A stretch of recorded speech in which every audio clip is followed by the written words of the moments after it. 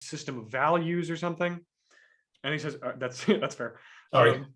Oh, that's cool. But he said, let's just play the game of what it would mean to argue what is the fate of Europe, if we can just kind of accept those as minimally useful terms. And he says, I would say there are three basic things that are confronting it, and that's the practical effects of COVID-19.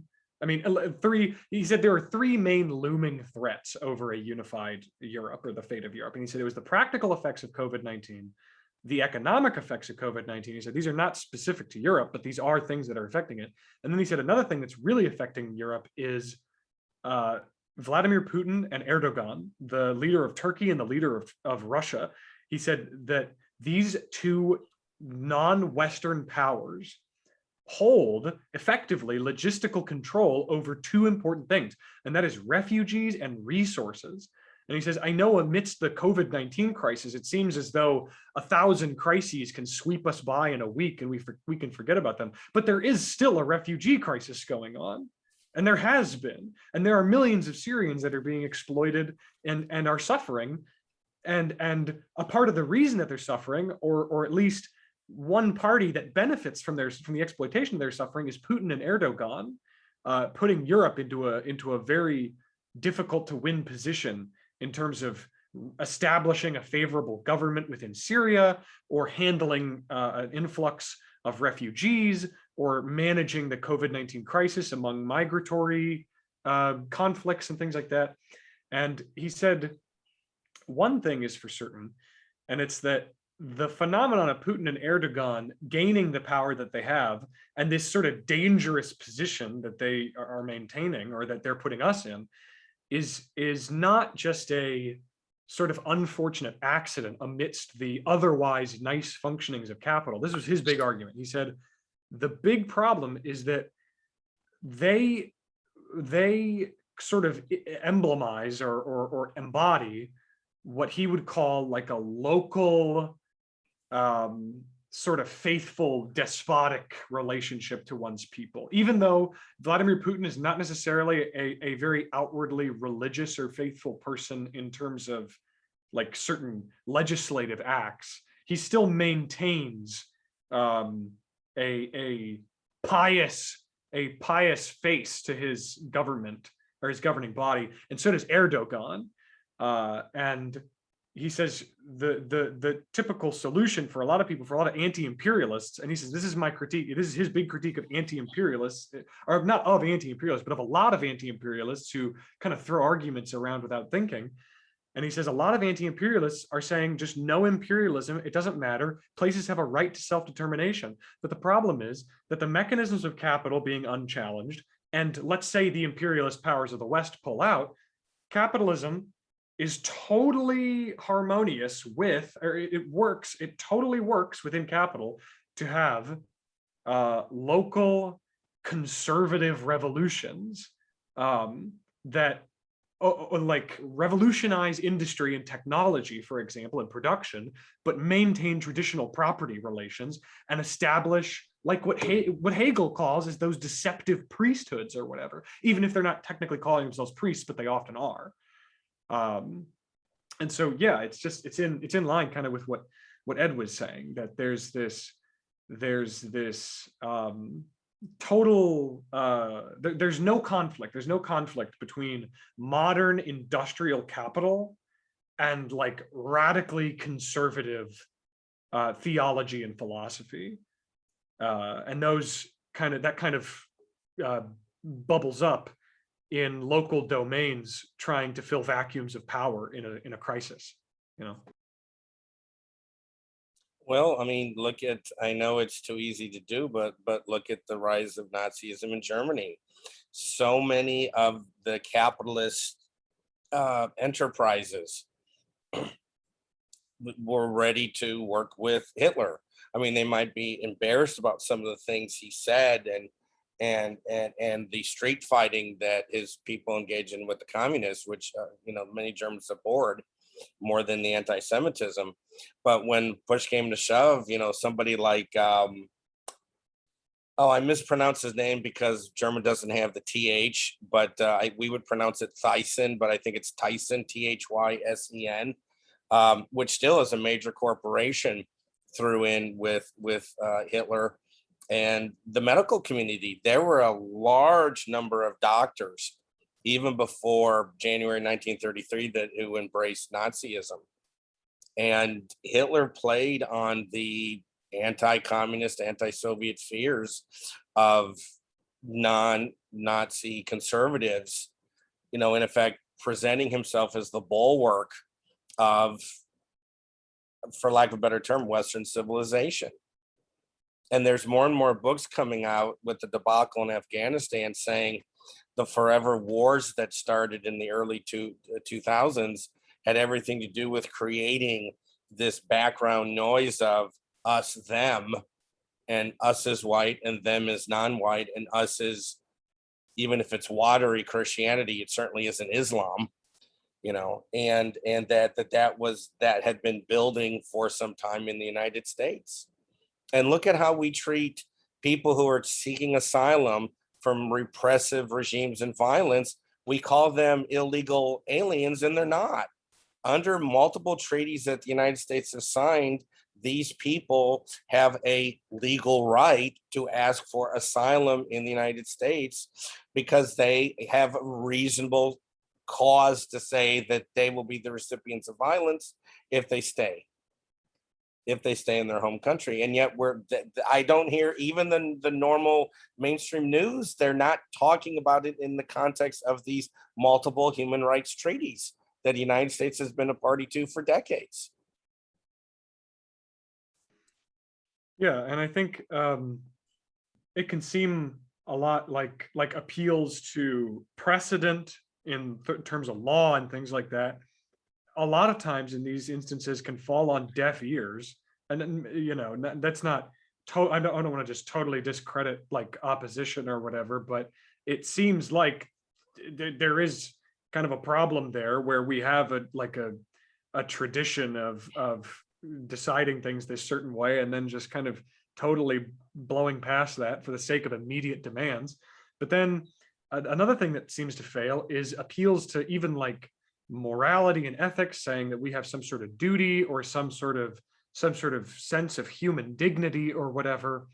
And that's why actually I'm reading this other thing by Zizek, this actual book, this real book that is not part of my fake library, called Pandemic.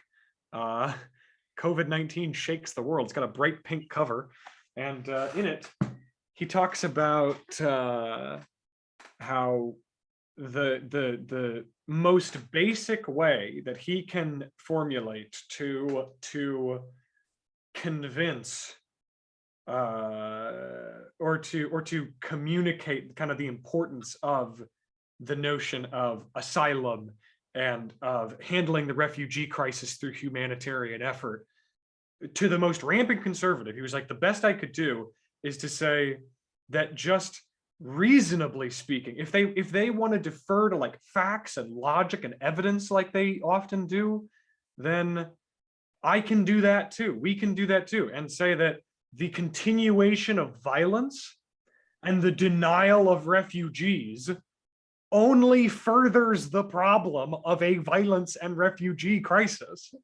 And he's like, so we either do something and solve the problem and lessen the degree to which refugees are created or existent because we bring them in and they're no longer refugees, or in fact, and we dial back or confront like rationally the degree to which we are producing a space of just critical violence amidst a lot of Middle Eastern communities that is producing this problem. So it's like, it's not necessarily that I have, like, yes, I do have a sense of justice and I have a sense of humanity, but I don't even need to appeal to that in order to be straight to the point with you that whether, no matter what you feel personally about these people, the problem that you're complaining about can only be solved by confronting it constructively,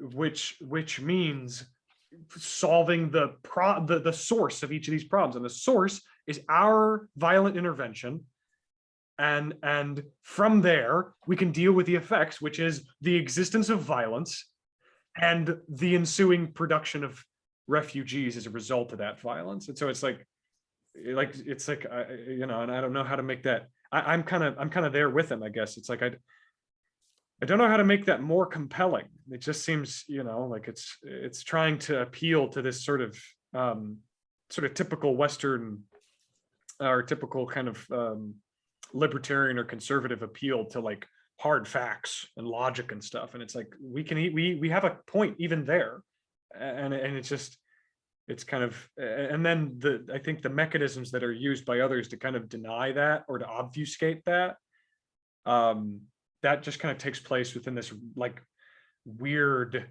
emotional spiritual realm of ideology almost, at least as far as I know. And that is a whole can of worms that I have no sense of how to tackle or the tools to do so. You know, it's a sticky wicket, as they say in cricket. Yeah. Well, shall we talk about Hegel, the POS?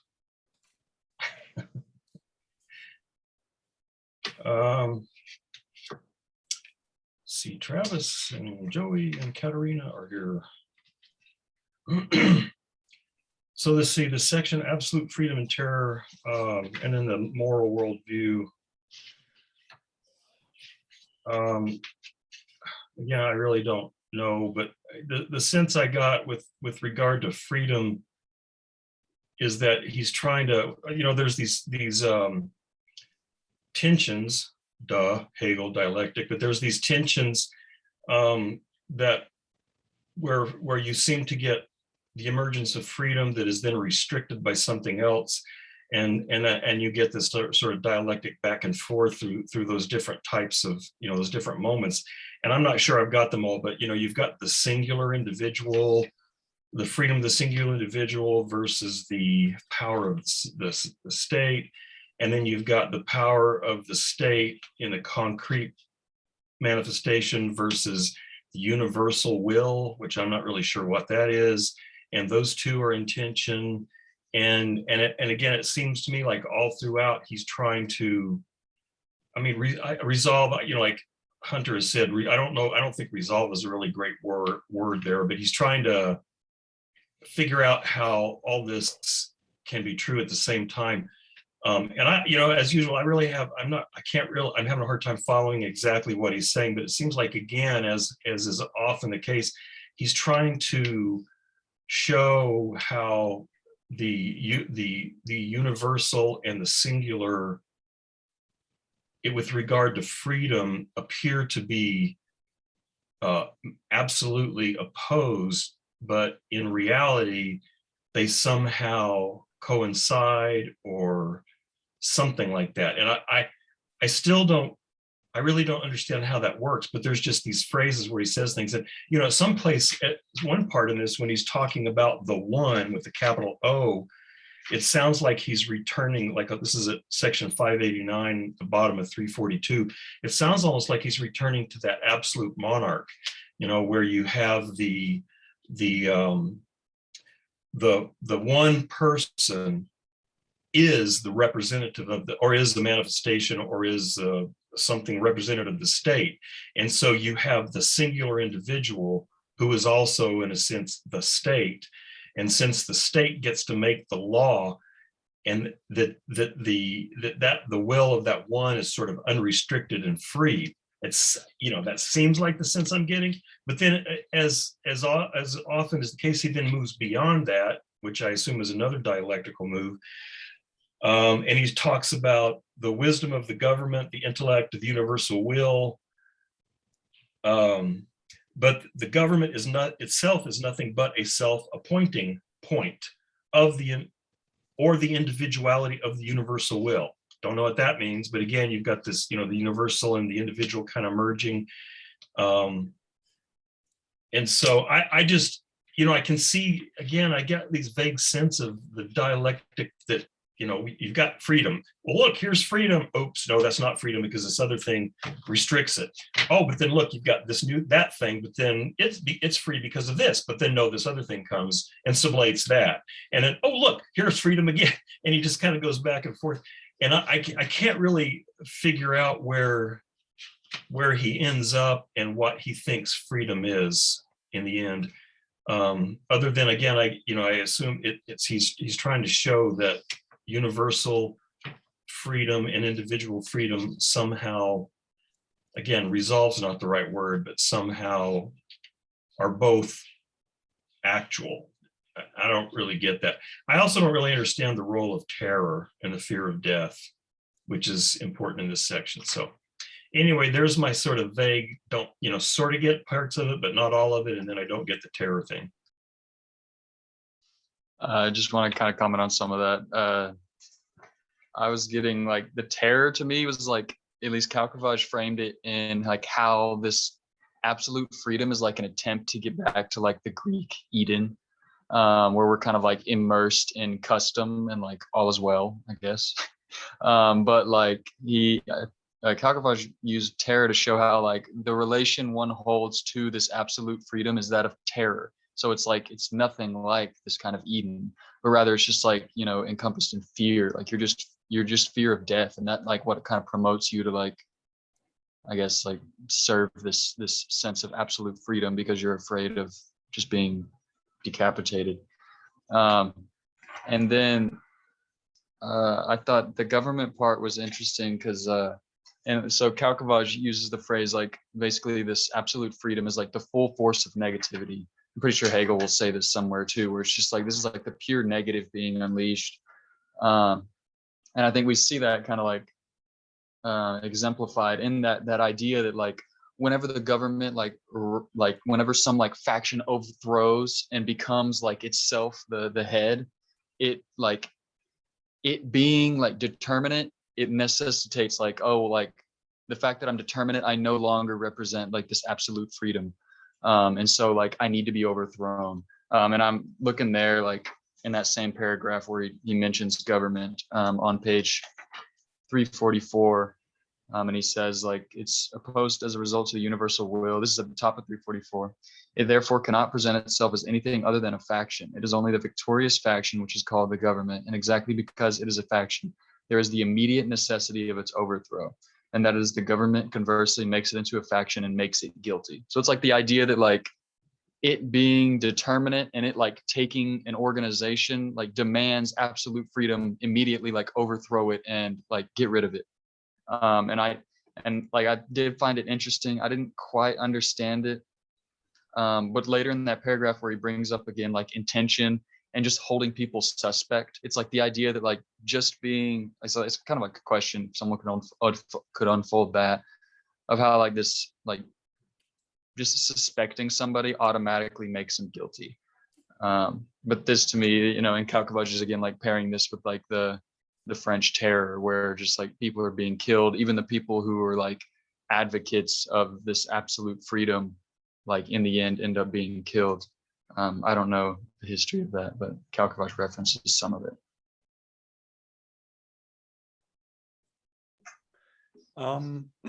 Yeah, just a few small thoughts. Yeah, the way I kind of read that, or the way that I kind of tried to interpret that was like you said, government. Yeah, government is the individuality of the universal will, which means like, especially in this case, when these champions of absolute freedom, and we can think of the French Revolution here, when they say, we want to be absolutely free. Well, how do we be absolutely free? I guess that means we need to realize our freedom. Well, how do we realize it? Oh, by institutionalizing it. And then they institutionalize it to realize their freedom. And then they realize that they are institutional. And they're like, oh God, in order to defeat the thing that was oppressing us, we became the very thing that we sought to destroy. You know what I mean? And so government is thus no more than a faction, and produces the necessity of its overthrow. And in this space where the government is this kind of embodiment of this simple absolute freedom, it's such that I think it goes both ways, to the people and to the government. In this reciprocal relationship between the citizenry and the government, there's this, Zizek has a term for it. He calls it a hermeneutics of suspicion. It's like where objective analysis stops and where this suspicion enters into the frame. And an example of this would be like in Soviet Russia under Stalin, when he was trying to find kulaks, and then he said, okay, well, kulaks are a particular economic category, or he and his cabinet and the body politic said, oh yeah, you know, there's, or the governing body said, okay, kulaks are this particular economic category and are characterized by this, this, this, and this. And then they said, okay, well, what about the people who aren't in that category, but who sympathize with the kulaks and would fight and die for them? And then he said, okay, well, I guess we could call those sub-kulaks. And so then instead of an objective analysis of economic strata, wherein one strata of that objective analysis and one objective category is like the evil guys, suddenly, like, cutting across the entire analysis is now this subjective thing, which is the subkulak, which is just, you give me bad vibes at a certain point. Like, you seem kind of like a kulak, and that's enough. And so back to this Hegel thing, the French Revolution, the government and the people kind of feel this way about each other, because it's like, I don't even need to guess what you're feeling or whatever. I just know based on your position relative to me, from a citizen up to the government, right? And then from this government, which sees itself as this new sort of revolutionary government embodying absolute freedom or whatever, and fighting for liberty and brotherhood and Jacobin, whatever. It's like, just by the position that you hold alone, I do not even need you to be guilty of any particular violation, but you are inherently violating the pure intention which kind of kicked off this project, or which we are spearheading. And so it's like from the position of a citizen, they can always tell the government, you sold out, man. Like, you totally abandoned the project of freedom and you're a total sellout. And then the government can respond with, because it's the individuality of universal will, it excludes others from its doing, and is also determinate and thus undermines the universal will. So that's like a critique of government in general. But the government can look down at the citizens and say, I am the individuality of the universal will, and I'm excluding you from my doing. And so your project of dismantling me is a project of dismantling the universal will of absolute freedom. And so your existence as a thing opposed to me already makes you my enemy. And you don't even have to be opposed like in your attitude or your spirit. It's just like, you are a citizen, and as such, you are excluded. You are in this other domain. You are a potential threat, or an existing force in my disillusion. And the citizens can say the same to the government, you know what I mean? And so what you have is citizens and government both looking at each other with like fear, with this sort of abject fear for themselves and for their life and for their safety. And what that kind of spawns is this violent outpouring. And this gets into, this is past 344. This would be on like 345 and stuff. On like sections like 592, 593, and 594. I think probably just 593 and 4. There's this idea that he brings out of the terror. The first time, I think the first and maybe only time he actually says terror is after talking about that. He outlines, okay, government and citizens are looking at each other with this sense of like fear for their life constantly, just by the very nature of their project. They are looking at each other with fear for their lives. And the caveat of absolute freedom is that the death or whatever of an absolutely free thing or person is a meaningless death with nothing positive or fulfilling about it. And so all it has as like any sort of positivity is its death, is the negation of negation. And it's just this pure terror. And this is kind of in the wake of this project of absolute freedom becoming government. And absolute freedom, when it becomes the government, it has this sense of itself as being a self-equal universal will, where it's totally self-equal, it's the universal will, it knows what's right, just sit down and listen. And it's like the vanguard party of a communist project, being like, we know what's best.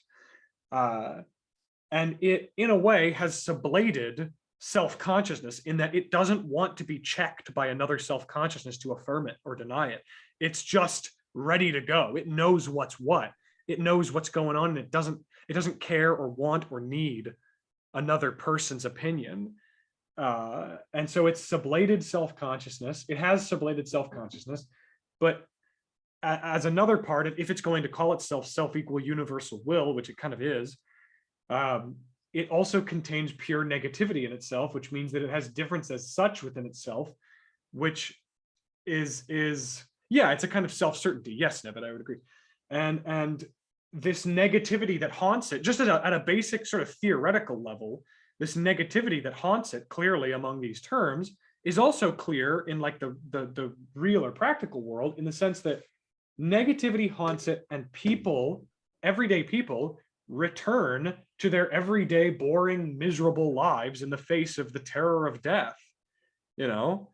And cultural formation remains as this pure actuality disappearing in alienation. And so people kind of revert back to cultural formation, and they're just like, look, it's like Zizek's big point when he says, like, what would happen at the end of V for Vendetta? In V for Vendetta, they blow up the Parliament building, and it's a big anarchistic sort of, oh, we did it, we beat the evil dictator, hooray, you know? And Zizek says, I would sell my mother into slavery for a sequel, not because it was a particularly excellent film, but because I just desperately want to know what they think is going to happen after they blew up the parliamentary building and killed all of the legislative officials.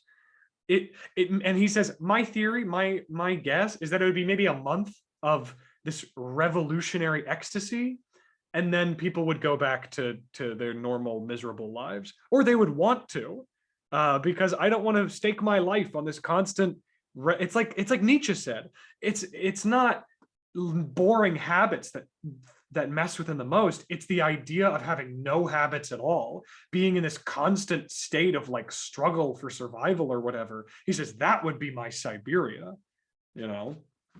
And yeah, so I guess that's where I see people coming from in terms of their miserable lives and their reaction to the pure terror of absolute freedom and this hermeneutics of suspicion. Yeah.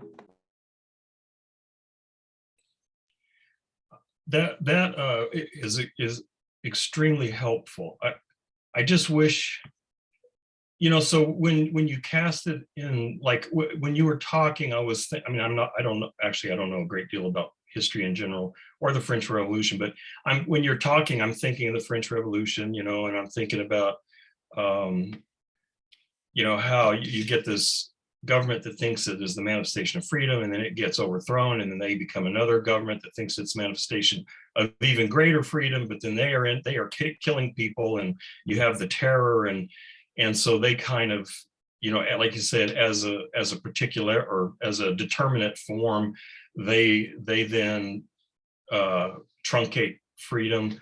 And this is just another complaint about Hegel. I just, you know, when you say that, when you describe that, it makes it so much easier for me to see if that's what he's talking about, I just wish he would give us some footnotes or something that would clue me in, because when you give that sort of explanation, it's like, oh, well, that does kind of make sense. So anyway, and then so then here's my question. you were talking about section 593 and 594, which is almost the end of this part on absolute freedom and terror. And so, like if section 595 on 346, he says, the very beginning, absolute freedom has thus offset the opposition which the will had between itself as universal will and singular will. And then the last sentence of that same section, spirit knows this being which is enclosed within self-consciousness to be the perfected and complete essence. What has emerged is a new shape, that of the moral spirit.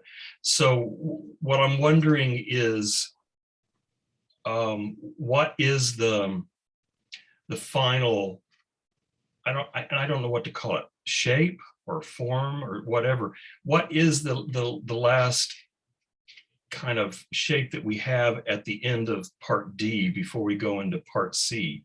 I mean, is it the the French Revolution, or is it Napoleon, or what is, with this place where absolute freedom has now, you've got, you no longer have the opposition between the universal and singular will. Why? I don't, where did that happen? And, so that's my question.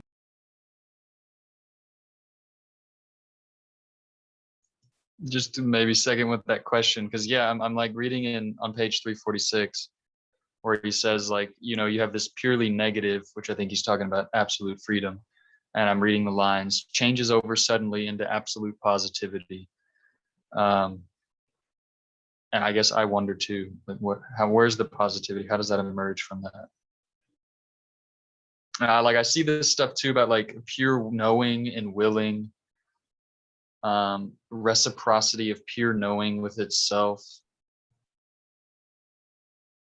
Furthermore, as the singular self-consciousness is only the form of the subject or actual doing which is known by it as form. I'm wondering, like, what knowing and willing have to do with like this new positivity, the new form. Yeah, I mean, that all that stuff to me sounds like a collection. I mean, I'm sure it's not, but because I don't understand how those things are all related, it sounds to me just like a collection of pronouncements about self-consciousness and will and universality and singularity. And like Joey, I'm kind of wondering how all those kind of fit together with whatever culmination is happening at the end of this section, where the opposition between the universal will and singular will has what's the word he has, this absolute freedom has offset this opposition. I don't know what that means. Yeah, I'm reading like reduces that opposition to a transparent form. Yeah, I guess I'm just trying to get a grasp on like the language he's using for that transition. I was trying to get a handle on this and was trying to read some older, purposely reading older secondary literature, and what and of course I've got incomplete notes, so I apologize ahead of time, but it seems like, at least in this work, Hegel literally views reason having a religious basis, that Hegel is a theist, and that the reason is emanating from the spirit of spirits, the Holy Spirit. And that's why, if that is true, that's why I was having trouble earlier, because usually when we think of reason and revelation, religious belief, religious faith, it's supposed to have, I shouldn't say supposed to have, but many people would argue that it has a different basis than does reason, right? It could be either abstract reasoning, logic, or it can be, using reason from in the empirical world to build up a case. But some of the authors were saying that Hegel literally is, his faith is in reason is because he sees it as having a religious basis. And and that's what's so weird too. Remember how some of you over the last weeks were talking about, it seems like he interchanges mind and spirit, interchanges those terms. That interchangeability is less problematic if you accept as a basis to understand Hegel his argument of what is the source of reason. I think if I could, I mean, I this is just kind of what that makes me think of is that if my interpretation up to this point, if somebody were to ask me, like, do you think that like if one of you said, okay, you know, like in private, if it was like, oh, do you think everything that Ed said is true, or do you think that Hegel actually has some serious secret atheistic agenda going on, or do you think, you know, he really does have this basis in religion or whatever? I would say that I do agree with Ed here, that but in a weird way, because I like everything you said is right, but I think that like I had to listen to you as if you were Hegel saying those things and accept that like everything you said had this sort of double meaning. And I was like, yeah, that actually does make sense. Like in the sense that, okay, a way to kind of briefly illustrate kind of what I got from that, or what it made me think of, is for Hegel, and this is something that I don't think is that hard to argue, is that reason and the character of reason or of self-conscious experience or whatever, it has a religious character, and our notion of religion has a reasonable or rational character. All of our relationships to religion and to faith are kind of oriented around this logic, but that logic that we see, that everybody's always saying everything is oriented around, is founded or grounded on this thing that could be only called spiritual, you know? And so it's this like Ouroboros where our reason is religious and our religion is in a way reasonable. I think, and tell me if that's like totally blasphemous against kind of what you were saying, Ed, but Oh no, not at all. That's good. That's great. But and then also just to keep, I guess, I'm just going to try and I'm kind of like Michael Scott right now. I'm going to start a sentence without knowing where it's going, and then hopefully by the end of it I will have figured it out. So my sense of the pure knowing thing, I'm going to kind of talk, I'm going to think out loud, and at any point somebody just start talking over me to interrupt me if you want. So it seems like the points that he's trying to make there in this in page 345,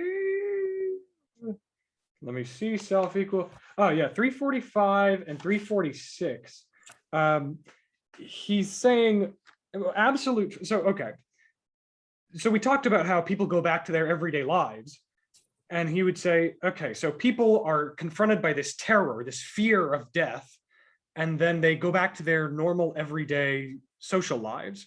And he says it would seem like spirit is kind of back to square one, you know, of the ethical world against the real world, or the cultural world. The ethical, oh, it's back to this old tension between this desire to be ethical and this constant defeating cultural real world, to where it's like, it's when the absolute freedom became the government, and everybody was like, this is great, and then realized, oh my God, wait a second, this is a state of absolute terror. I can't live like this. I'm going to go back to living like a pretty normal life. It would seem that if you're a spirit fighting for absolute freedom, you would look at that situation in the French Revolution and say, oh my God, this is just another case of my desire to be ethical, my desire to realize the ethical world, and its confrontation with this disappointing real world of culture. And that's where you get people saying, oh, your ethical world is just wishful thinking in the face of, don't you see what these people really want? It's to go back to their normal lives or whatever, right? This real world of culture. And so in this position, cultural formation remains as this kind of powerful institution, this kind of hard to deny part of existence, which is he says, as a minimal definition of cultural formation, it's seeing pure actuality disappear in alienation. Which, in order to, I guess, kind of make slightly more sense, he would say that it's like it doesn't even have to ruminate on this. Culturally formed people do not care about Hegel. Most culturally formed people do not even need to realize anything that Hegel is talking about for it to be true or relevant. Culturally formed people do not need to realize that they see pure actuality disappearing in alienation. They don't need to cognize that and say, oh, my pure actuality's actually disappeared through alienation. So I don't really need to worry about all that bullshit you're throwing at me. People, have this, people don't have this sort of like, it's like saying that, like, as if, Hegel's saying that these, like a person or a spirit does not inherently have some pre-written story as to what it is that mirrors this line of logic we went through. It doesn't need to. That's the point, though. It doesn't need to make explicit all of the determinations or characteristics or mechanisms of its movement. It's just existing as this fulfilled negation. And this fulfilled negation is embodied in what faith would call heaven and what enlightenment would call utility. And that faith calling heaven and what faith calls heaven and what enlightenment calls utility is this sort of fulfilled negation of pure actuality through alienation. So I'm alienated from my pure actuality, right? In my immediate real world Heideggerian being and my brotherhood with my comrades or my Volk or whatever. I'm alienated from my surroundings and from my actuality as a part of being a culturally formed person. And thus I negate kind of the necessity of this actuality that I'm disappearing from, that is disappearing from me in cultural formation, by instead having a fulfilled negation like heaven, which is why you would have Christian people say it doesn't matter the suffering that is incurred on earth. And that's, you get some Christians may be able to say our suffering here pales in comparison to our rewards. Our world is not on this earth. It is in a kingdom far away. My kingdom is not here. It is far above and beyond anything you could understand. And that's what Jesus was trying to say to Pilate. It was like I have no kingdom here. My kingdom is somewhere else. And so faith has heaven and enlightenment has utility, which is this ripping of the notion of heaven down into earth and saying that it has this kind of uniform utility. And it doesn't really matter, and that's where you might get enlightenment thinkers who might say, like, we are engaging in things that we might think are terrible or strange, like macabre science, or like Nevitt and I actually had a big discussion about who is that? What's the guy's writer, the American Pragmatist, that we read in? You mean William James? William James. It was William James. Thank you, Ed. It was William James who said our suffering is okay because, or can be taken as okay because it's like a dog being vivisected. The dog is in terror because it doesn't know the benefit of its vivisection, and if it did, it might feel a little better. And day by day, I'm seeing Nevitt's initial disgust with that argument as being more and more reasonable. I definitely but the Enlightenment thinker would be kind of in agreement with William James. He'd be like, we have utility. Our pure actuality is disappearing, and we are being subjugated, and we do have to go to our everyday miserable lives. But we have science, we have utility, we have rationale, our guiding light into the future, it seems. But my sense is that I don't view Hegel as a barefoot anthropologist who revels in superstition and totemism and all that. I mean, for him, there has been, I don't want to use the word progress, but there has been development over time. So there's an increasing sophistication and knowledge and the ability to reason in the human race over time, so that human beings are transcending superstition, right? And the earlier stages of human thought and organization of knowledge. And so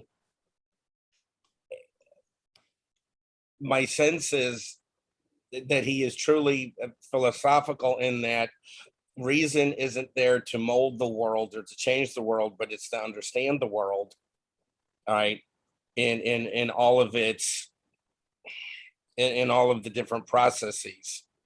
And it, you know, and I think it's very unfair for some people, because I remember reading this as an undergraduate, that Hegel believed that the Prussian monarchical state was the acme of historical development. You know, when I'm reading other things, they're like, no, that's complete bovine scatology. You know, yeah, you know, yes, the state is necessary. I mean, sometimes I think Hegel is almost a Hobbesian, in that at a certain stage of human development, you needed a more coercive state because of the lack of ability of human beings to be able to function with a certain amount of freedom. And sometimes when, you know, you all are talking about when he uses the word terror, look at the world we're living in now. I mean, the Republican Party has turned into a cult of personality. It's easier to say, yes, boss, yes, Trump, tell me what to believe. And Eric Fromm talked about that much earlier, decades ago. People want a certain amount of certainty, but maybe some people are not capable of the heavy lifting of working through the different options, the different schools, the different theories, philosophies. But my sense is Hegel is hopeful that the human development, intellectual development will continue, but that some people thinking, I do have a choice. It's not just the received wisdom, or it's not just the coercive power of the state is going to compel me to do things, but I can choose. I mean, look at the number of people you know who are so conformist. 9 out of, you know, there's a taste test for, you know, for colas. Why do I care what 900 strangers think about what I put in my mouth? You know, that's kind of personal. I don't care what they think, but there's something in right? Don't we see this in popular culture and other things where this sense of, oh, it has to be ratified by the mob. And so I don't know. I'm just getting the sense of, like I say, that the terror is about a certain amount of human freedom that some people can handle and some people can't. And oh yeah, go ahead, Nivet, actually. I was just going to say that to Hunter's point, I'm actually looking back in the section from last week's reading. This is the middle of page 333 and section 573. He says, while faith is without content and cannot remain in this emptiness, or while it goes beyond the finite, which is the sole content, and finds only emptiness, it is pure longing. Its truth is an empty otherworldly beyond, for which there is no longer any adequate content to be found, since everything now stands in a different relation. With that, faith has in fact become the same as the Enlightenment, namely the consciousness of the relation between the finite existing in itself and a predicateless, unknown, and unknowable absolute. The only difference is that the Enlightenment is the satisfied enlightenment, whereas faith is the unsatisfied enlightenment. And so I think, you know, I mean, I think Hegel is critical of the Enlightenment. I think it's, to me, again, I can never tell exactly where Hegel's coming out, because there's always a possibility of another dialectical shift. And I think it's, you know, in general, it's probably kind of dangerous to say, well, I'll put it this way. For me, it's dangerous to say Hegel thinks this is good and this is bad, because you get, you think that's the case, and then the next section or the next whatever, there's another dialectical move when it seems to be different. And so, I think interestingly, to kind of the Hunter's point at the end, the Enlightenment suffers from the same kind of loss that faith did, but for a different reason. So faith has faith in this empty otherworldly domain. And I can't remember exactly how I thought about it last week's reading, but then the Enlightenment itself ends up kind of caught up in some sort of insubstantial world as well. They somehow fail to ground themselves in actuality somehow. I can't remember how that happens. So they end up they do kind of end up in the same predicament, which again just seems that's the way dialectic works. And then I have a question for Hunter, based on what you were saying a minute ago about faith and enlightenment. So were you saying that when this government project fails and people retreat into culture, into cultural formation, that then they try to recover, so they've lost this ability to find freedom there. So then when they have to fall back into cultural formation, were you saying that the retreat of faith into the other world is a way of trying to recover freedom? Because now, you can recover freedom in this world where there is nothing substantial anyway.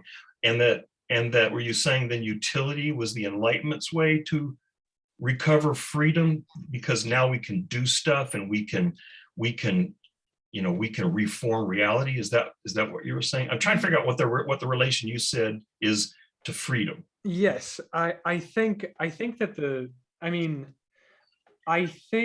that the fear and the retreat back into cultural formation is one that is in reaction to a loss of freedom. And this is where Hegel's kind of ambiguous in that section. Actually, he says the term fulfilled. He says it's not a free negation or a newly free negation, but a fulfilled negation.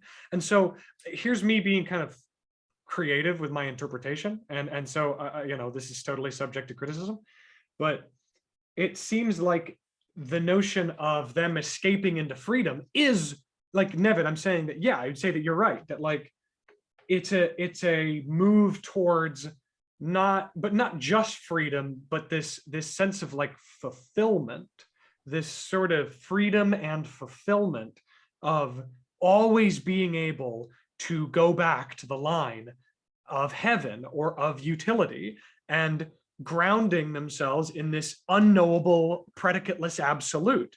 And I think that faith kind of enters into this substanceless mode or whatever, in the sense that it's all God's silence, and all we have is this sort of practical real world that we live in, and that's where our faith kind of comes from. And so we're not really being told by divine messages what is true and what isn't. For certain, we're not certain that we're being told by divine messages.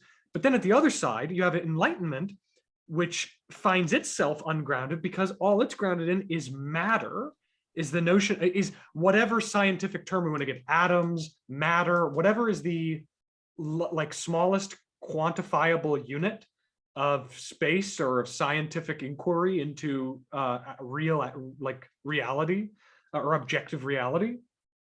He would say that matter is just a pure concept. There is a pure abstract category that, and we only use that term, we only say that something is matter when we don't have another form to call it. And if we did, we would call it something else. And so matter is a result of the failures of formality. And so the very grounding of formal enlightenment is its failure, which that is so crazy, right? And the very foundation of faith is that faith is only faith in the silence of God. Otherwise, it's just listening to instructions. And so they both are founded on an impossibility. Faith and enlightenment are both like grounded on this failure of themselves, like their own personal failures. But cultural formation remains here in this space as seeing pure actuality disappear in alienation, and faith goes to heaven, enlightenment goes to utility, for the sake of a fulfilled negation, or maybe not for the sake of a fulfilled negation, but in the space of this fulfilled negation, where it's a gesture towards this fulfillment, or this deferral to a predicateless absolute. But then he makes another turn and he says, okay, well, what happened to the absolute freedom? Where did it go? Like it became a government guy, and then it was overthrown, or hopefully overthrown. But what happened to that spirit of absolute freedom? Where did it go in our conversation? So he brings it back and he says, okay, so there is this general reaction to the terror, which is this retreat into cultural formation and whatever. But for a staunch, or I guess like pure embodiment of absolute freedom, let's say that there's somebody in the revolution who it all goes awry, it all goes wrong, and then everybody is suspecting each other and killing each other and engaging in the terror. And then there's some guy though, and this is often the case, even in modern day, like Chinese Communist Party stuff, it's like, there's still sympathy for this initial intention or project. And that's why China cracks down on student-led Marxist study groups, because not only is Marx the official, I mean, he's the official party line, but he's also the most dangerous source of ideas for the continued maintenance of the power that the Communist Party holds. Is if worker-owned and community-led start to become buzzwords among the youth and the popular, then we are suddenly under threat.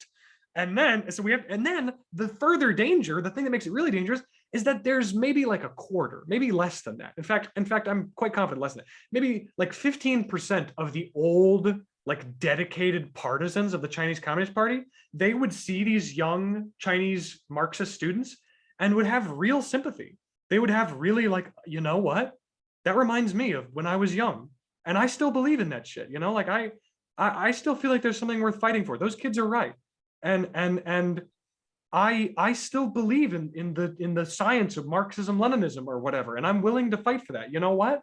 You know, and so this absolute freedom is still kind of there in the form, I guess, in practical reality, of old partisans who are still sympathetic to the original project, or the still existent groundwork of, let's say, the theory, like books that need to be burned real fast for the government to stay in power.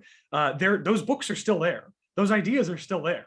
That absolute freedom is still there as a part of consciousness. And so absolute freedom, now that we can agree it's still kind of there, to talk about it in relation to this cultural formation thing that was happening so long ago, not so long ago, but just a minute, you know, in the reading, absolute freedom does not have these cultural determinations that it sees its peers as having, or as the citizenry as having. You know, absolute freedom prides itself on its lack of cultural determination, on its freedom from all determination, you know. Okay, at the top of top of 346. Thank you, Joey. my good friend and secretary. No, I'm just kidding.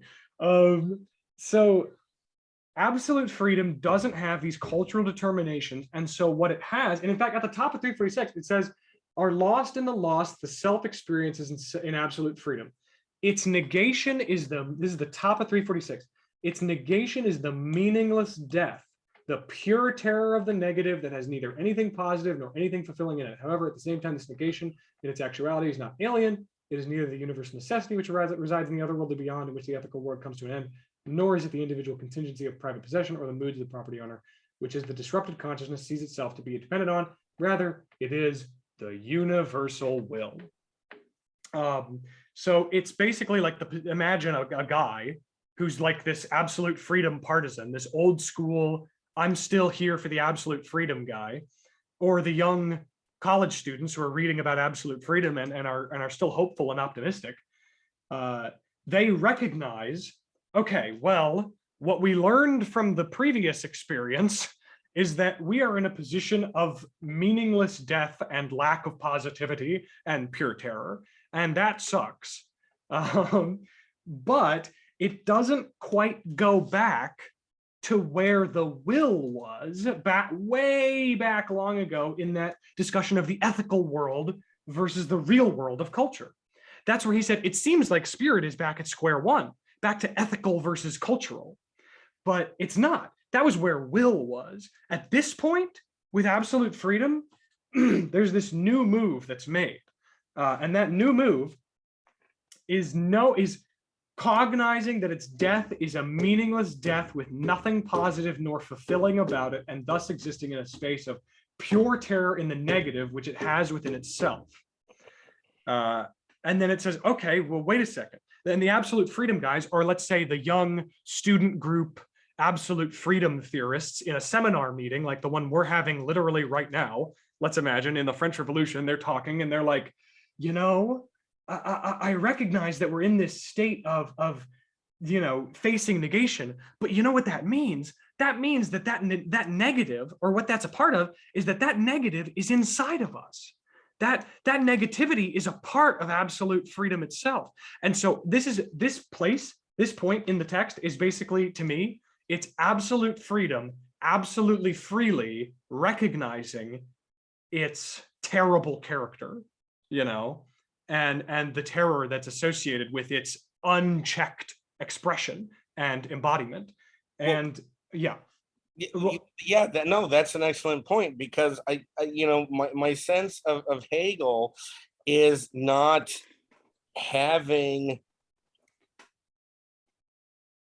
a freedom of conscience that could turn into licentiousness, right? But at the same time, Hegel is concerned that he doesn't want a political order that is organized in such a way that people are going to, in effect, be slaves, or their individual consciousnesses are going to be ignored.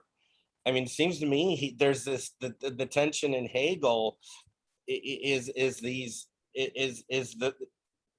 the possibility of either one of those paths being taken, which would be very detrimental to actually understanding the world and having any kind of organized civil society. Yes, and I think that the general theme of this book is like, he's outlining all these places, these steps or shapes of consciousness. And like you said, it's like, if we stop here, we are in hot water.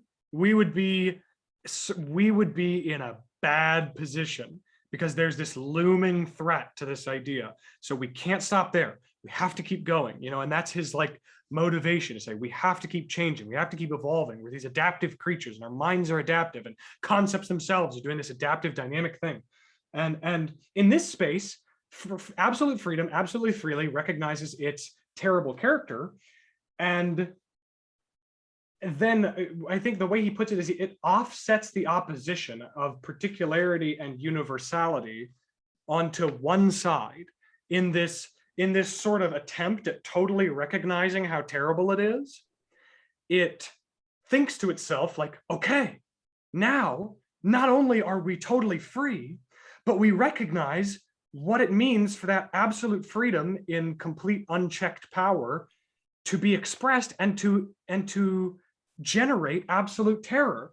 And what that means is that we have kind of unlocked the secret of what's going on, and we've gotten that into ourselves. Yeah, we've yes. At 595, absolute freedom has thus offset the opposition. And so it's like we've got it. Now we've got what went wrong with the absolute freedom. It was that they didn't know that there was this absolute terror. Well, how do we respond to this absolute terror? Well, from our position we can see as these advocates of pure absolute freedom or whatever, that this whole game of absolute freedom distancing itself from its determinations or whatever, and getting into conflict with the government and whatever, it was sort of just a political game. And in reality, spirit is thought and freedom is truth, where the absolute freedom proponents, the young upstart like absolute freedom guys, would be saying like, yeah, all that, the whole reason that all that went awry is because of a lack of cognition of pure knowing, and of the depth and the character of pure knowing. And this is where pure knowing emerges, which is kind of the seat of saying spirit is thought and freedom is truth. And that's where moral spirit emerges. But pure knowing can be defined as certainty of itself becoming the object, and thus sublating the opposition of the self and the object. The object is my certainty of myself, which I guess we can kind of get into the mechanisms within 595. But it just passes over from this self-destroying actuality into a self-conscious spirit, in recognizing this self-destroying actuality and its separatedness from that self-destroying actuality, and then recognizing its capacity to contain, at least in some sort of category or frame of self-consciousness, certainty of itself as an object, but as this like reflective object. And so it's starting to do this weird thing where a way to put this, a weird kind of neo-Hegelian way to phrase this, would be that this is we're now kind of getting, or like, I think that neo-Hegelians would say that like, this is the first point in the book where Hegel is starting to grasp, or maybe not Hegel, but the consciousness in question is starting to act like absolute knowing. It is starting to figure out what needs to be done in order to maintain or to produce or to achieve absolute knowing. And the way that those, and the reason I say that is that neo-Hegelians would say that the excess of the object, the constant excess of the object, right? All objects are excessive and noumenal and unable to be known, right? Well, the very excessive aspect of content, the shit that eludes our understanding, the excess of the object becomes the object of the excess, because spirit or subjectivity, at least again according to the neo-Hegelian tradition, is excess. It is a living embodiment of this excessive, over-determining, boundary-breaking, rule-bending, rebellious over-determination, under-determination, unsublatable, less than nothingness. You know what I mean? This kernel of the indivisible remainder, but I'm getting away from myself. But yeah, I mean, but another thing that strikes me about Hegel is I don't think he views there to be an end point in human understanding. I agree. Of the world, right? I mean, there's we know it through religion, we know it through art, we know it through philosophy, and individual actions of individual persons, and is helping to understand the world, and that's going to continue. There isn't an end point. Yes. So I don't see a great resolution. To him, it's the process, even though he's asserting something about spirit, right? And spirit, capital S. But in terms of human beings, in terms of persons trying to understand the world, it's continuing. Yes, and I think that that's where the neo-Hegelians are coming from when they say absolute knowing is not the abolishment of ignorance necessarily, because that's what I think some people would think it is, which is like literally knowing everything, omnipotence. Some people prima facie will see the phrase absolute knowing and read it as omnipotence or omniscience. They'll say, okay, so Hegel feels that he's reached something like omniscience or just universal undeniable truth or whatever. And I think that this is where neo-Hegelians are coming from, where they say it's not the abolishment of ignorance, but the total internalization of ignorance, which, in total agreement with what you're saying, Ed, is a process, because we didn't solve it by internalizing it. It's still there, and it's going to keep messing with everything and ruining everything we try to do. And so we are caught in a place now where it's not like we're empowered because now we finally got absolute knowing, you know. It's just that we are, at least to some degree, formally aware or enunciating together in our intersubjective practice of talking and writing and reading. We are together enunciating our predicament of being caught in this constant, I guess, dissolving and disillusion of everything we know to be true. And the only point of absolute knowing is yeah, it's not a culminating point, but it's just a formal like explication of the internalization of that predicament. And yes, maybe yeah. Do you mean Rumsfeld, the American politician? You mean the yeah. And this is actually Zizek talks about Rumsfeld as a good kind of way to kind of triangulate the discussion here of absolute knowing. He's like, Rumsfeld, in his famous epistemological grandstanding of like, absence of evidence does not indicate evidence of absence. No, and then there are known knowns, known unknowns, unknown unknowns. And then Hegel and Zizek is like, well, he forgot one, logically. Unknown knowns, right? Oh shit. What do we know, but we don't know that we know it? You know, what do we, and so it's not that we've uncovered, like again, it's not that we are like uncovering some hidden secret. It's that like, it's like Rebecca Comey and Frank Ruda worded it as Hegel is trying to reveal things that are hidden due to overexposure.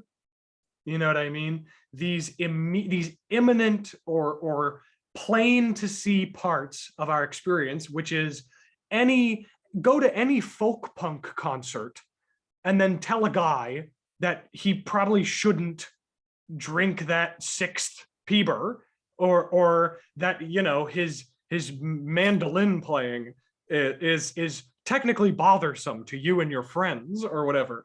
And he would immediately say, he would immediately know, or maybe not immediately in a technical sense, but he would right away, he would know and say, fuck you, I won't do what you tell me.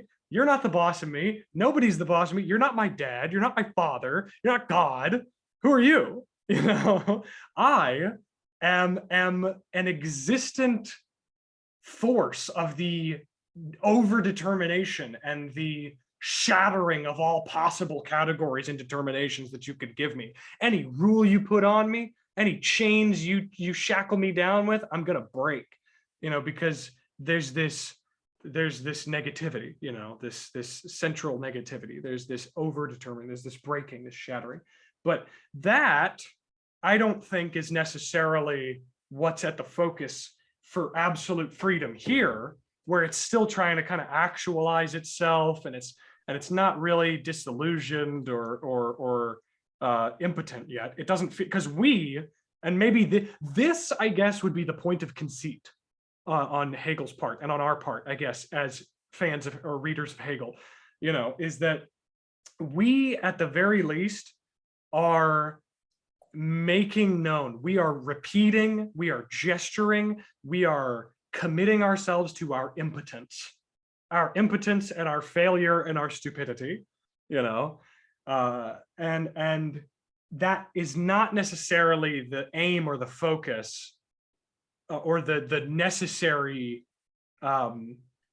unfolding of this state of absolute freedom. Instead, its focus is on kind of understanding this new thing that just happened to it, where it realized that its certainty of itself could be an object, you know, in its meaninglessness and its emptiness and its death. The only thing it has is its certainty of itself.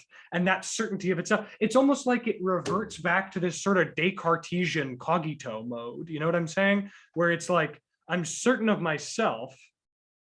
And that certainty itself is in a way an object.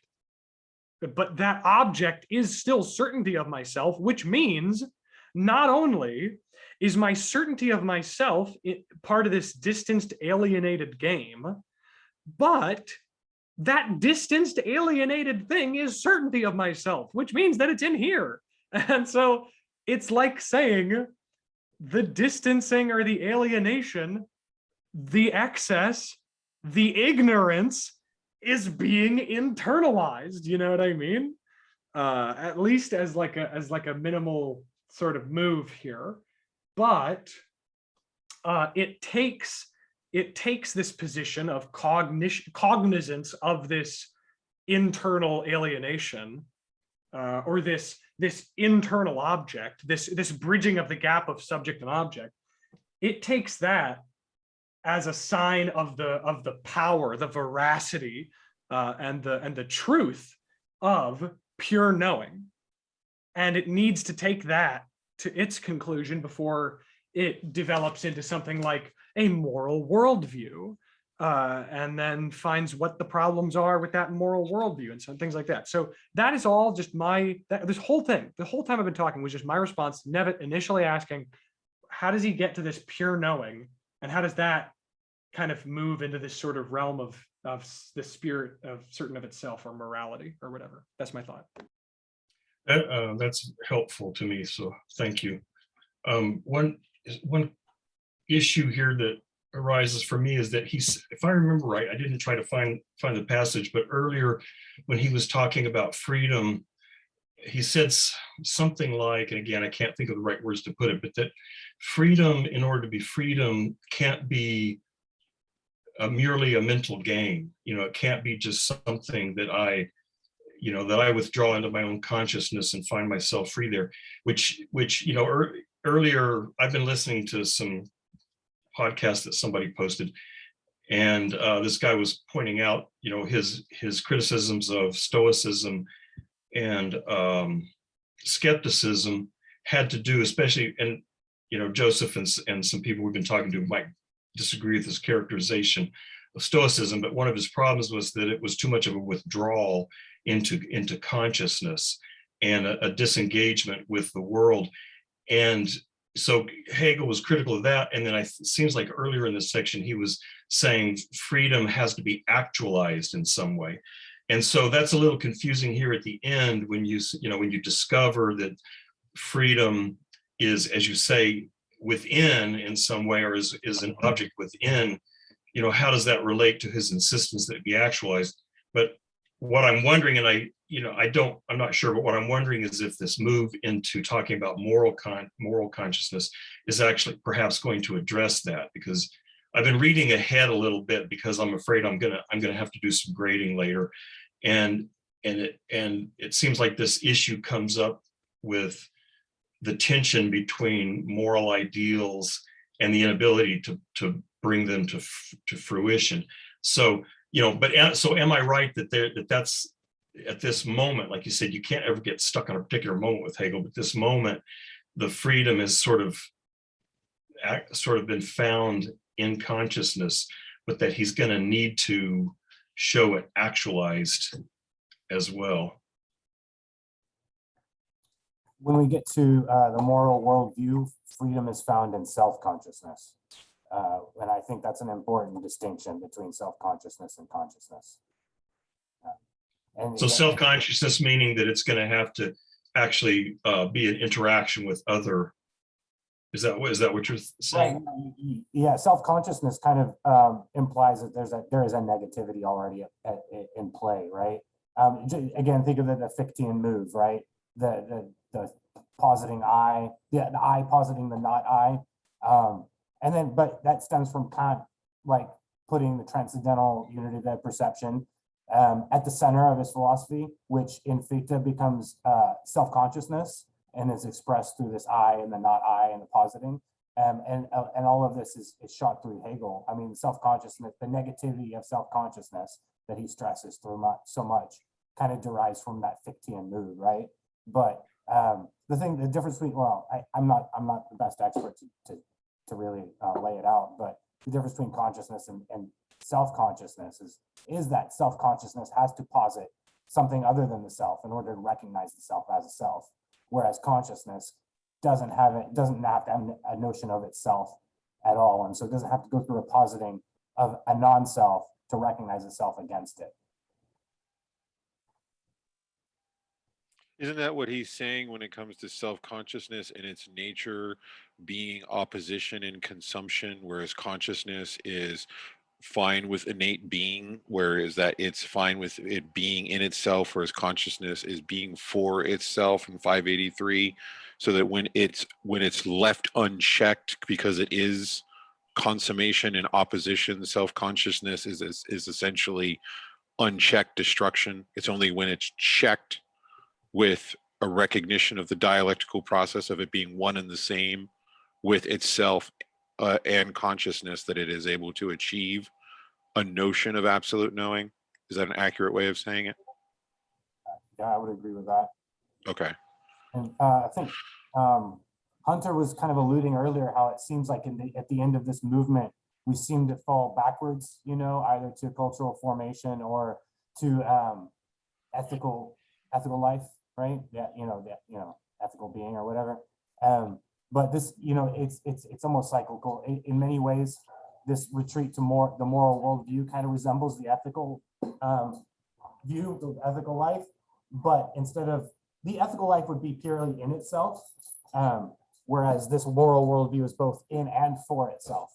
So it has that self-consciousness, as opposed to just straight consciousness, which is again another reason why I had to hammer that distinction.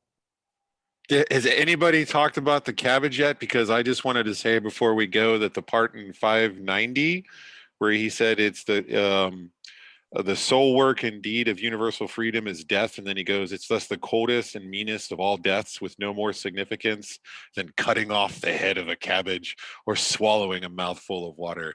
Personally, was my favorite part of that reading.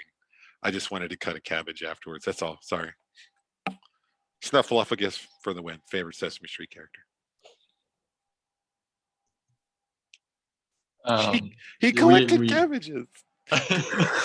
We did talk a lot about the insignificant deaths towards the beginning. I'm sorry. I didn't mean to be. I mean, you joined and we were still actually on it. Like we had just stopped moving. We had just moved past death, but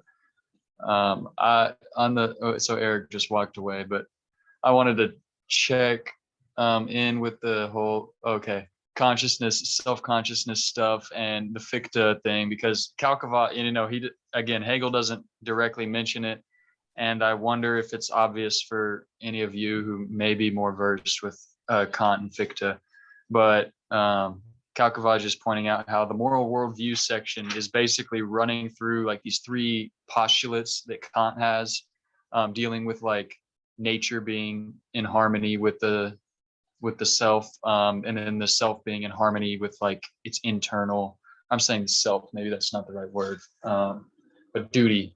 So duty in harmony with external nature, duty in harmony with like the inclinations, the sensuousness. And these are words that Hegel uses, but he doesn't reference Kant at all. And then basically God coming to unite them. But then, so like, I think this is from page 348, the beginning of the moral worldview, over to page 355. And then 355, 356, this is the last page of this section. And in section 612, when he says another shape comes out, this is where Kalkovage makes the transition and says like, this is where kind of Fichte joins the scene. And this is like Hegel kind of like bringing Kant and Fichte together.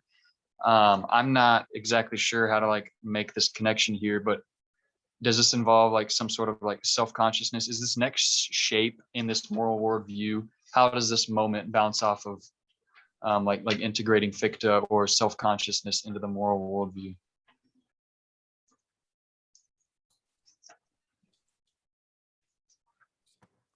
And maybe if those are just abstract questions, too much like bouncing off Kalkovage. I guess I am interested in what are the two shapes here that he's talking about in the moral worldview? Because to me, it did seem like he's talking about two shapes. And I feel like on page 355, he starts to compare them a little bit more. Is that section 612? Yeah, that's where he like brings up the next shape or the other moment of this worldview.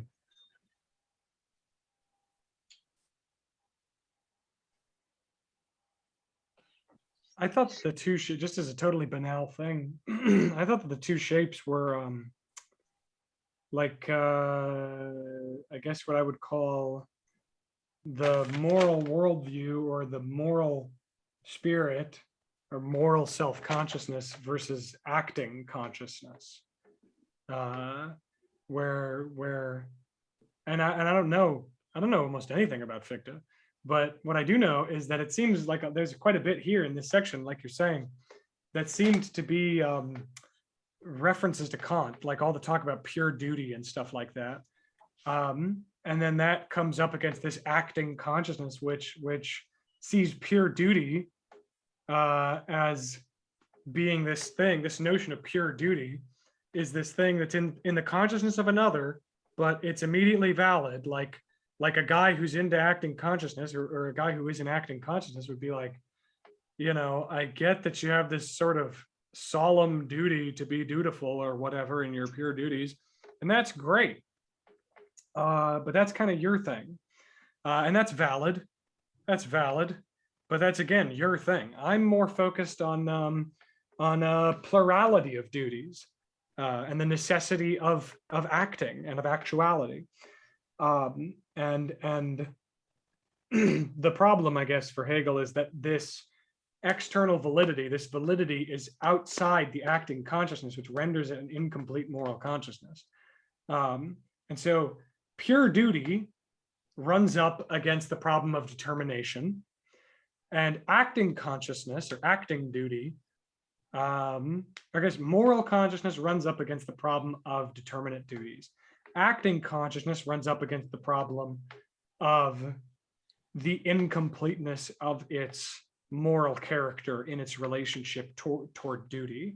And then he doesn't really resolve it. It just throws into this really weird direction where like there's no moral actuality, and the resolution, the sort of like it's almost like the consciousness, it's like the consciousness puts like a band-aid on the problem and is like the otherworldly beyond is an otherworldly beyond, but it nonetheless ought to be actual. Kalkovage said this is God, like this other that it says like is like the kind of Kant's third postulate comes in as pretty much exactly that, just a band-aid to kind of just like do what pure duty and do what the acting consciousness couldn't say. And so Hegel's referring to it as this other, but Kalkovage wants to say like for Kant this is God, and you know we can think of it as like this otherworldly beyond other. I saw that as basically rehashing Kant's move to posit God not as a theoretical entity, but as a regulative concept in his formulation of practical reason, right?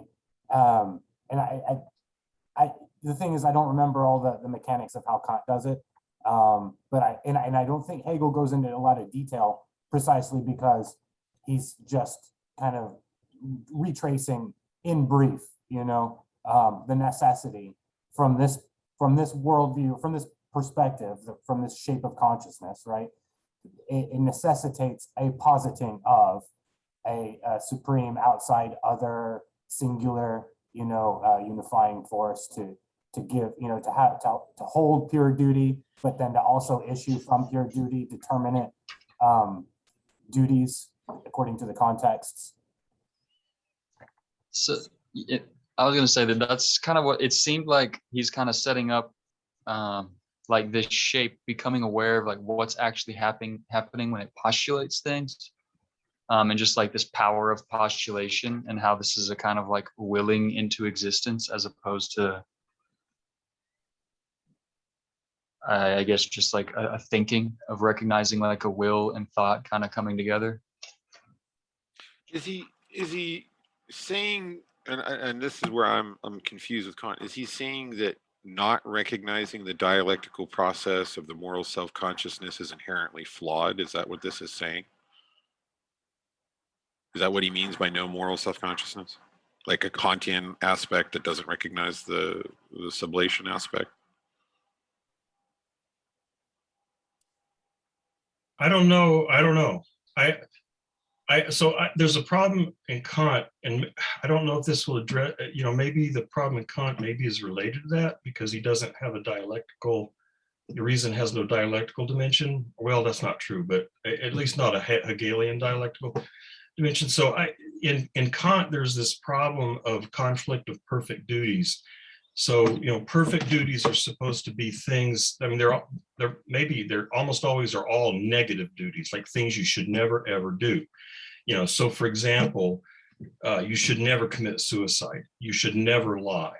These are examples he gives of perfect duties. But what Kant seems, I don't know if he's unaware or if he's just, anyway, he doesn't seem to deal with cases where those kind of duties conflict with one another. So what happens if somebody has to die? Like if one person dies, the other one lives, and if the other one dies, the other one lives.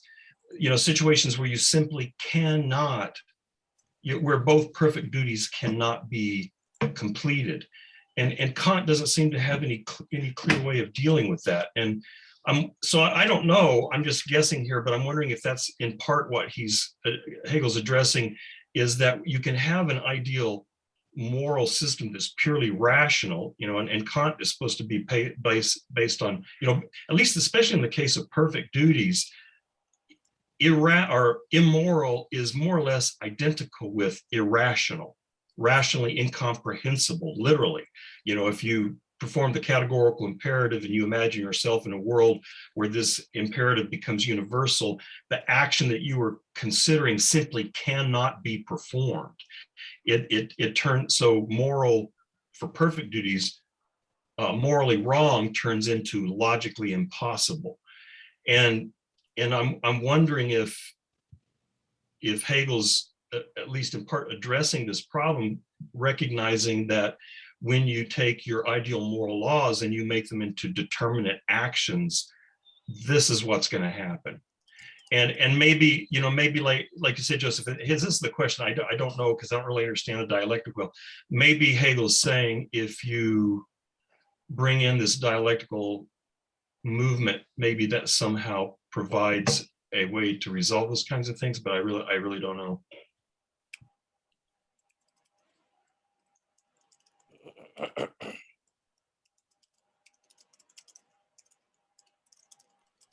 That's what I'm wondering. Like God has to be a contingency factor, whereas for Hegel, he's saying it's already present.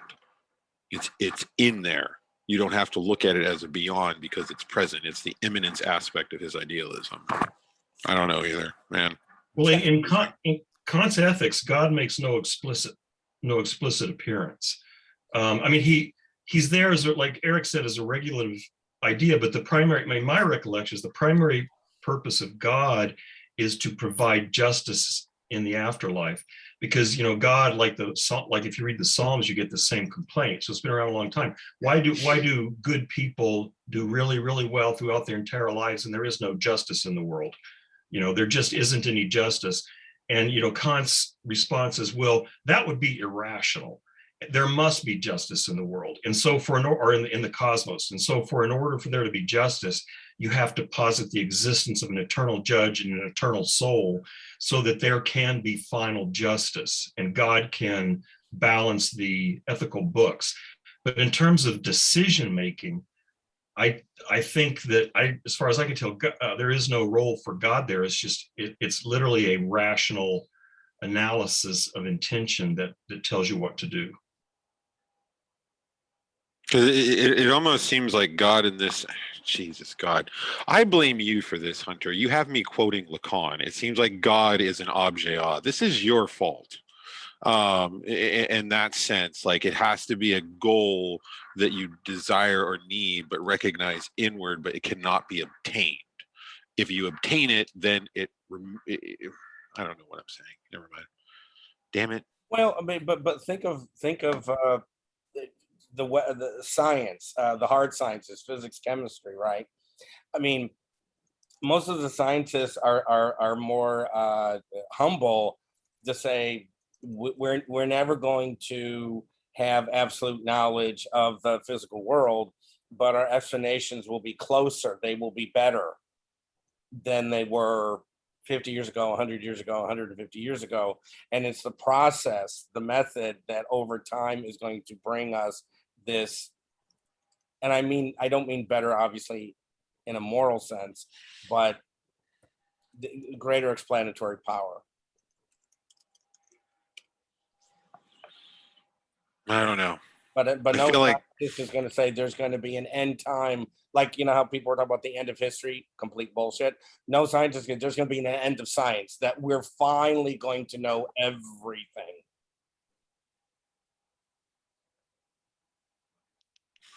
And I think that's what Hegel is saying, is like, yeah, we're on a path. We're working as persons. Yeah, it's kind of like, okay, I was recently playing this video game with Travis. It's called Death Stranding, and I'm like almost done with it. For anybody in here who's played it, real good so far, but you don't even need to know anything about it. It just, there's this conflict at a certain point, and throughout the whole game, there's this threat of extinction and this theme of extinction. And there's this individual named Higgs, whose entire goal and motivation is accelerating technically it's not a spoiler because you learn all this in the first 15 minutes. Oh, well, yeah. Higgs, his goal is the acceleration or the culmination and completion of the inevitable extinction of people. And in fact, of life itself. He says life itself is on borrowed time, and why delay the inevitable, Yes, it's sort of like Metal Gear 2, but never mind that. That's whatever. So the point is, I think that he would say, yeah, there's that, or maybe like I feel like Hegel would like Death Stranding. I mean, first because he's like a German man from the 1800s. If he saw Death Stranding, he would freak out. He would I would give him one puff of my vape and he would die instantly. So barring that, assuming that it wouldn't just wow him beyond, implying that, or assuming that it doesn't stupefy him, I imagine he would like it because this individual Higgs is pretty logically consistent in his insistence on this extinction event and on the practicality of the extinction event, in the sense of if we know that we're heading towards failure, why not restart with the hope that it might go towards something new or something different, right? And then the main character, Sam Bridges, basically has to assert on like a twofold response, which is, yes, life is meaningless. Yes, we're not heading anywhere good. The light at the end of the tunnel is a train coming right at us. There's no illusions, there's no fantasies of grandeur that have to go on here. But at the same time, your nihilism is itself a delusion of grandeur, or this fantasy frame that you're putting yourself in, where for some reason the total destruction of humanity or of life itself, just absolute negation, is going to in some way generate something positive again. And so Hegel would say, Higgs, you need to listen to yourself. You need to trust yourself, Higgs. You need to go further. You just didn't go far enough. You kind of wussed out at a certain point, and we're going along this line of reasoning that was like, oh, life is pointless and meaningless, and it's heading towards this abyss, right? Okay, well then you gave up and you said, well, let's destroy all of reality in the hope that we could reproduce some sort of substantial link, some sort of actual substantial link between things in a world unlike the world that we have now. You know what I mean? Which sounds quite similar to what people accuse Hegel of saying, but not necessarily. I mean, there are even neo-Hegelians who say, Hegel would say, this is on the point of understanding versus changing the world. Neo-Hegelians, which I've read, have said, Hegel would say that the point is not to change the world, it is to understand it and to ultimately reject and deny it, and to throw it away and to build a new world. And that sounds pretty similar to Higgs, right? Is this destruction? But the difference between Hegel's destruction of the world and Higgs's destruction of the world is that Higgs's destruction of the world takes place within this sort of naive frame where it's going to do something good. And because if Higgs actually believed in anything that he was saying, he would just be like, okay, I guess it's there. What would even be the point of killing everybody? You know, the thing that can be mounted against the nihilist who's like, this extinction event is, or the fantasy villain who's saying this, like Bane or something, who's like, humanity sucks. We should just wipe it all away and start over and give the world back to the trees and to the fish and animals and shit. You know what I mean? Like the problem is that that nihilism is still caught in this sort of naive idealism, and Hegel's destruction of the world for the sake of the creation of a new world is in no way optimistic in terms of like betterment or progress or evolution or whatever. You know, we could totally go backwards tomorrow, but that's all that we can do, you know. And within the immediate, or within the present frame or age or era or zeitgeist, whatever spirit that we're embodying, we can outline what actions or what thoughts and actions do effectively destroy our world without any sort of illusion that it's going to be better, which then negates the idea of killing all humanity for its betterment, or committing an act of terrorism out of love, you know, because I'm going to send their souls to God. That's a line from Fallout New Vegas. But like, just committing acts of violence out of love or whatever is totally out of the question for Hegel, you know, because it's participating in this thing that it thinks it's denying, which is this sort of naivete, this sort of idealism. And so I think that Hegel would say it's so horrible, the situation is so ungodly horrible that like Higgs, any global terrorist or whatever, you don't even know the half of it, dude. It's way worse than you think, to the point where killing myself doesn't even do anything anymore. It doesn't even mean anything for me to kill myself in some sort of poetic escape from reality, or to commit a terrorist bombing or whatever, like the Weatherman group in the 1960s, 70s, and 80s in America. It's like this.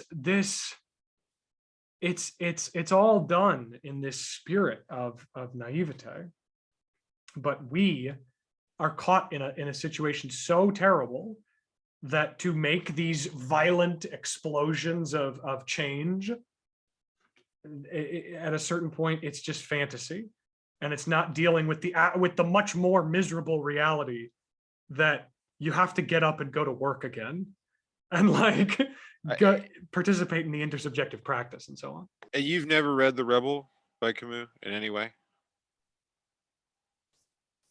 Really. I mean, it's just everything you're saying resonates in that work. I'm very, that's fascinating to me.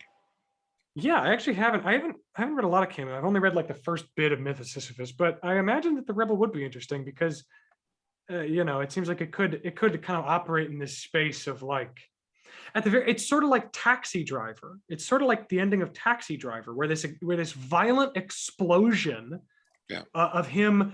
You guys have seen Taxi Driver, where he shoots all the pimps, and then the most key point of the movie is that at the very end, he's just straight up back to driving his taxi. Yeah, Like- that's the whole point of the Rebel. Is everything you just said, and yeah, I think you would enjoy it. I mean, the Myth of Sisyphus is good. It's one of the better pieces of work that he's done. But the Rebel essays are phenomenal. It's my personal favorite, and it's often overlooked. One of the books on my list that we should read together. Hey, Yeah, I would read The Rebel. I know. I think Travis is already reading it with somebody else, but I don't know. I read like most of it a while ago. But I read The Stranger recently. And those yes, awesome, wasn't it? I think the ending was my favorite part. Like I had to like, yeah. Sorry, I won't. Hegel. Stop talking about that. My bad. Yeah, we should consider Camus for after Grant and Star Cause. I actually agree. I actually totally agree, because I think that Camus represents a place in my mind where it's like Nevitt, like you've said about certain things.